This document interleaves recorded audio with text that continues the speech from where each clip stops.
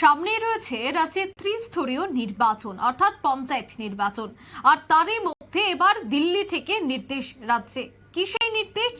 CAA নিয়ে এবার committee গঠন করা হবে। আর দিল্লির নির্দেশের পর কমিটি তৈরি করার এই মুহূর্তে তৎপর রয়েছে রাজ্য সরকার।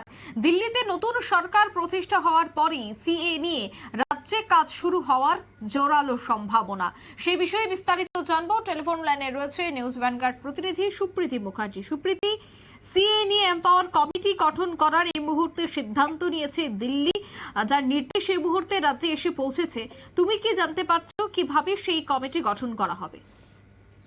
দেখো, সংশোধিত নাগরিকত্ব আইন বা সিএএ এর বিরুদ্ধে যখন আন্দোলন আমরা দেখেছিলাম শুরু হয়েছিল 2019 সালের কথায় যদি বলি, ঠিক সেই সময় দাঁড়িয়ে এই রাজ্য তার প্রভাব পড়েছিল, এই রাজ্য সেই আন্দোলন হয়েছিল। কিন্তু বর্তমানে আমরা দেখেছি যে সিএএ যেটা আইন পাশ হয়ে যাওয়ার পর এখন বর্তমানে সাম্প্রতিককালে দিল্লিতে দেখেছি যে প্রথমবার এই আইন লাগু হওয়ার পর যারা নাগরিকত্ব পেলেন তাদের হাতে নতুন ভাবে পরিচয়পত্র তুলে দেওয়া হলো। এবারে সেই দিকে দিল্লির পর যদি বলি, এবার ত্রিপুরা রাজ্য সেই পথেই হাঁটতে চলেছে, কারণ দিল্লি থেকে যে নির্দেশ ইতিমধ্যে এসে পৌঁছেছে সেই নির্দেশ মোতাবেক রাজ্যে এম্পাওয়ারমেন্ট কমিটি গঠন করা হয়েছে। ইতিমধ্যেই দেখো, ত্রিপুরাতে চিঠি দিয়ে জানানো হয়েছে কেন্দ্রীয় স্বরাষ্ট্র মন্ত্রকের যদি আমরা বলি জনগণনা যে দপ্তর রয়েছে সেই জনগণনা দপ্তর থেকে ত্রিপুরার জনগণনা দপ্তরকে একটি বিশেষ চিঠি দেওয়া হয়েছে। আর সেই চিঠিতে রাজ্যের যে জেলাগুলি রয়েছে প্রত্যেকটা জেলা ভিত্তিক কমিটি গঠন করার নির্দেশ দেওয়া হয়েছে ওই চিঠির মধ্য দিয়ে। আর সেই নির্দেশ মোতাবেক একটি কমিটি ইতিমধ্যেই রাজ্যে গঠন করা হয়েছে। বলা যেতে পারে যে জেলা কমিটি ইতিমধ্যেই গঠন করা শুরু হয়ে গেছে। আর সেই কমিটিতে একজন করে রাজ্য ক্যাডারের অফিসারকে রাখতে হবে বলে নির্দেশ দেওয়া হয়েছিল কেন্দ্রের ওই চিঠিতে। এবার রাজ্য ক্যাডারদেরকে সেই কমিটিতে ইতিমধ্যে রাখা হচ্ছে বা সেই সিদ্ধান্ত ইতিমধ্যে রাজ্য সরকার গ্রহণ করেছে।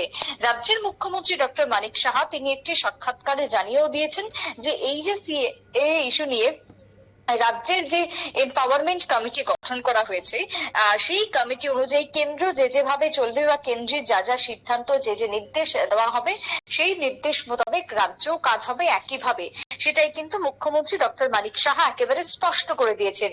সেই জায়গাতে রাজ্যে যে সিএএ নিয়ে ব্যাপক তোড়জোড় শুরু হয়ে গেছে সে কথা আর বলার অপেক্ষা রাখে না। এবারে যে কমিটির কথা বলছি সেই কমিটিতে আমন্ত্রিত হিসেবে থাকবেন বিশেষ করে কেন্দ্রীয় রাজ্যের ক্যাডার অফিসারকে রাখতে হবে, তিনি ওই কমিটিতে আমন্ত্রিত হিসেবেই থাকবেন বলে আমরা জানতে পারছি। তার যে তত্ত্বাবধান সেই তার তত্ত্বাবধানে সংশ্লিষ্ট জেলায় জেলায় সিএএ এর যে সংক্রান্ত আবেদন সহ সমস্ত কিছুর নিষ্পত্তি করা হবে। যাবতীয় যা কিছু সেই ক্যাডারের আন্ডারেই থাকবে। ত্রিপুরা দেখো, দুটো লোকসভা আসনে ইতিমধ্যে ভোট সম্পন্ন হয়ে গেছে। এরপরেই আমাদের 4 তারিখে গোটা দেশের সঙ্গে ফলাফল ঘোষণার দিন রয়েছে। তারই পর অর্থাৎ এই মে মাস পেরোতে না পেরোতে, জুন মাসের রেজাল্ট বেরোতে না পেরোতে আবারও কিন্তু পঞ্চায়েত ভোট রয়েছে সামনে। আর সেই পঞ্চায়েত ভোটেরও প্রস্তুতি শুরু হয়ে গেছে।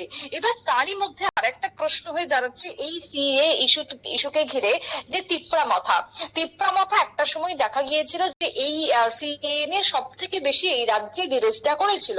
এমনকি 2019 সালের কথা যখন তোমাকে শুরুতেই বলছিলাম, ঠিক সেই সময় দাঁড়িয়ে স্বশাসিত জেলা পরিষদের মুখ্য কার্যালয়ের মাধববাড়িতেও পর্যন্ত এই নাগরিকত্ব বিলের যে বিরোধিতা সেই বিরোধিতায় বিক্ষোভ পর্যন্ত দেখা গিয়েছিল। আর শুধুমাত্র বিক্ষোভই নয়, এই বিক্ষোভের মধ্যে একজনের প্রাণ পর্যন্ত গিয়েছিল। সেই সময় এই যে বিক্ষোভ চলেছিল সেই বিক্ষোভে নাগরিকত্ব বিলের বিরোধিতাতে তিপ্রা মাথা যখন অত্যধিক পরিমাণে সরব ছিল তখন পুলিশের গুলিতে একজনের মৃত্যু পর্যন্ত হয়েছিল। তারপরেও কিন্তু এই ঝড় থামেনি, যদিও বর্তমানে অনেকটাই প্রশমিত হলেও এখন আমরা জানি যে তিপ্রা মাথা সরকারে মিশে গেছে। যেহেতু সরকারে তারা জোট হিসেবে রয়েছে, তাই সেই জায়গাতে তিপ্রা মাথা যারা সব থেকে বিরোধী যারা করেছে সিএএ ইস্যুতে, সেই তিপ্রা মাথা কিন্তু এখনো পর্যন্ত তাদের যে অবস্থান সিএএ নিয়ে এখনো পর্যন্ত সেটাকে ক্লিয়ার করেনি। তাই সেই জায়গাতে রাজনৈতিক মহলের মধ্যে একটা বিরাট বড় প্রশ্ন তৈরি হয়েছে, যেখানে তিপ্রা মাথার একজনের প্রাণ পর্যন্ত জড়েছিল এই সিএএ তে।